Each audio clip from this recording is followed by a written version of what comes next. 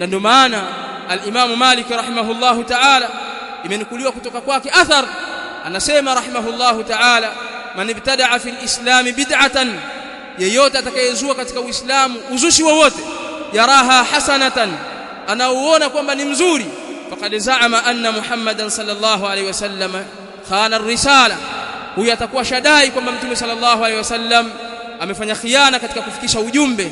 Lianna Allah yaqul, kwa sababu Allah subhanahu wa ta'ala anasema, al-yawma akmaltu lakum dinakum, leo nimekamilisha kwenu nyinyi dini yenu, wa atmamtu alaykum ni'mati, na nimetimiza juu yenu neema yangu, wa raditu lakum al-islam dina, na nimeridhia kwenu Uislamu kwa ndio dini ya haki. Fama lam yakun yawma idin dinan, jambo lolote ambalo halikuwa ni dini wakati huo wa Mtume sallallahu alaihi wasallam, fala yakunu al-yawma dina, jambo hilo haliwezi kuwa dini leo.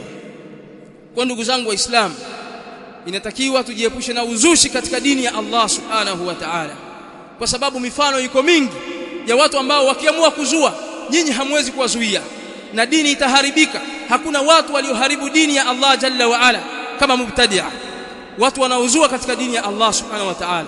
Maonaje akaja mtu, mfano siku ya Arafa, tunajua kwamba ni siku ya kufunga, ni sunna kufunga siku hiyo na kuna malipo makubwa ambayo mwayafahamu nyinyi, akaamua mtu kusherehekea siku hiyo, akapika vyakula, kaona nyinyi kama mwafunga fungeni, mimi nawaalika watu nitawalisha, kwa sababu hakuna amali iliyokuwa njema inayokubaliwa mbele ya Allah jalla wa ala kama ya kufanya siku hii. Mimi nimeamua kuwalisha watu na kusherehekea siku hii.